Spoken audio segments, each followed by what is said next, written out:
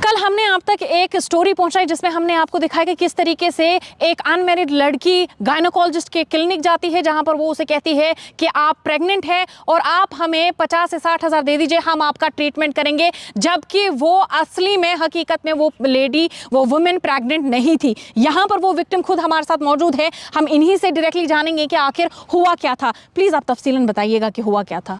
मैं श्रीनगर के एक नॉर्मल क्लिनिक पे गई थी जहाँ पे गायनोकोलॉजिस्ट बैठी थी, तो मैं उनके पास चेकअप के लिए गई थी, नॉर्मली चेकअप के लिए गई थी। उसने मुझे वहाँ पे बोला कि आप टेस्ट करो, urine examination, normally urine examination. जब मैंने वो किया, उसने विदाउट माय परमिशन उसने मुझे प्रेगनेंसी टेस्ट किया था। मुझसे बिना बोले, कोई कॉम्प्लिकेशन नहीं थी मुझे ऐसी कि वो मुझे प्रेगनेंसी टेस्ट करवाती। तो उसने मुझे ऐसे ही प्रेगनेंसी टेस्ट किया, तो वो मुझे किट्स 2 दिखाती है, प्रेगनेंसी के किट्स 2 दिखाती है जो कि पॉजिटिव थी।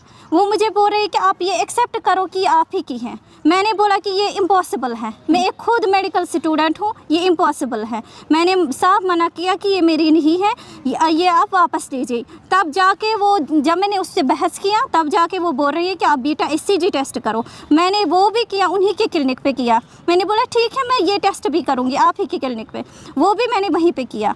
तो तब जाके मैं वहाँ से निकल रही हूँ, तो मैं रास्ते में पहुँची, वो मुझे कॉल पे कॉल करने लगे, आप वापस आ जाओ, हमें प्रिस्क्रिप्शन वापस करो।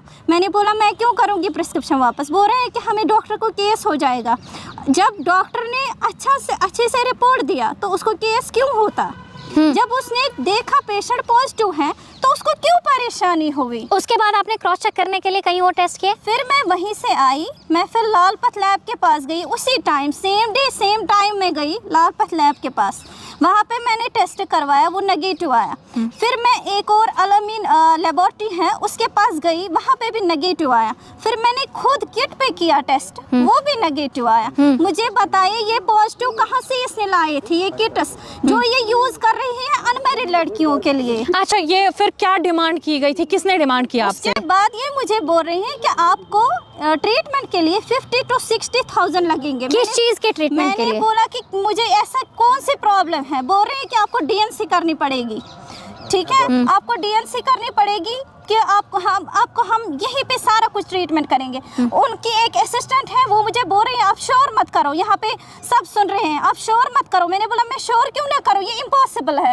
वो मुझे धमका रहे थे वहाँ पे, एक डॉक्टर और उसकी असिस्टेंट जो बाहर थी, फीमेल असिस्टेंट, वो और डॉक्टर दोनों रूम में मुझे धमका रहे थे, प्रेशराइज कर रहे थे कि आप एक्सेप्ट करो, जबकि मैंने किया नहीं। ठीक, उसके बाद जब हमने कल ये स्टोरी चलाई, आज क्या रहा उसका रिएक्शन? उसके बाद मैं ऑफिस गई, मैं जॉब करती हूँ, ये मेरे ऑफिस आए। ये आज के दिन में ये मेरे ऑफिस पहुँचे, इसके घर वाले, इसके फैमिली मेंबर्स मेरे घर, ये मेरे ऑफिस आए। ये मुझे यहाँ पे थ्रेट करने लगे कि आप ये ले लो, आप अनमैरिड लड़की हो, आपको प्रॉब्लम हो जाएगी। जबकि मैंने साफ मना किया। ये मुझे पेनल्टी देने के लिए भी तैयार हुए, यहाँ पे ना ऑफिस में पेनल्टी देने के लिए भी तैयार हुए कि हम आपको 5 लाख रुपए देंगे। ये क्यों देंगे? जब डॉक्टर सही है तो ये मुझे 5 लाख रुपए क्यों देंगे?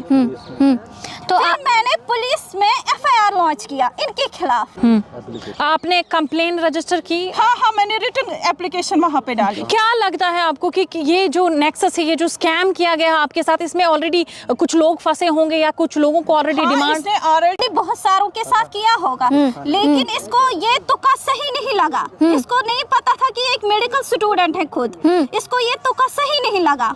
आज आप यहाँ पर ऑन कैमरा आए हैं लोगों के सामने, ये पूरा राज आप इनका पर्दा जो है फाश कर रहे हैं, तो ये किसके लिए कर रहे हैं आप? मैं और लड़कियों को बचाने के लिए ये कर रही हूँ, क्योंकि इनोसेंट लड़कियाँ या इलिटरेट लड़कियाँ अगर इसी क्लिनिक पे जाएंगी तो ये उनको क्या हाल करेगी? आपने DNC के नाम पे ये उनको बर्बाद करेगी, और दूसरा पैसे के नाम पे ये इनको लुटाएगी। अगर यतीम लड़कियाँ इनके पास जाएंगी तो वो उनको हाल क्या रहेगा?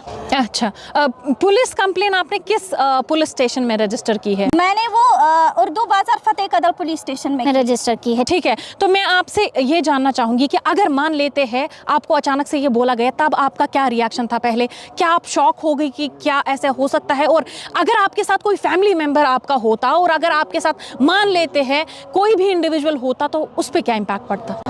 मेरी मामा ने जब सुना तो उसको बीपी हाई हो गया, ठीक है। मेरा पापा ऑलरेडी बीमार है तो वो भी चौंक गया, ठीक है। उनको बीपी हाई हो गया। मैं सोच रही हूँ कि इसने कितनी फैमिलीज बर्बाद की होंगी, कितनी माओं पे ये असर पड़ा होगा, बेटियों के असर माओं पे पड़ा होगा, कितने घर इसने बर्बाद किए होंगे इस न्यूज़ से। तो चलो आपकी सराहना करते हैं हम यहाँ पर, क्योंकि आपने बहुत बड़ी चीज़ जो है लोगों के सामने बहुत बड़ा स्कैम खोला है, आपने पुलिस कंप्लेंट भी की है। अब आप चाहते क्या है? मैं बस इंसाफ चाहती हूँ कि इसको जेल ले जाओ बस, और इसकी ये जो क्लिनिक है वो बंद होनी चाहिए। बहुत बहुत शुक्रिया आपका। और इसको जो ये जॉब है वो इसको जॉब से टर्मिनेट करना चाहिए। बहुत शुक्रिया आपका। तो ये हमारे साथ वो विक्टिम खुद मौजूद थी, ना हम इनका नाम रिवील करेंगे, ना हम क्लिनिक का नाम रिवील कर सकते हैं, और ना हम अभी जो है उस डॉक्टर का नाम रिवील कर सकते हैं। पुलिस कंप्लेंट में बाज़ाब्ता तौर पर इन्होंने सारी चीज़ें मेंशन की है। पुलिस अब स्टेटमेंट जारी करेगी, पुलिस कहेंगी कि उन्होंने क्या कुछ एक्शन लिए है।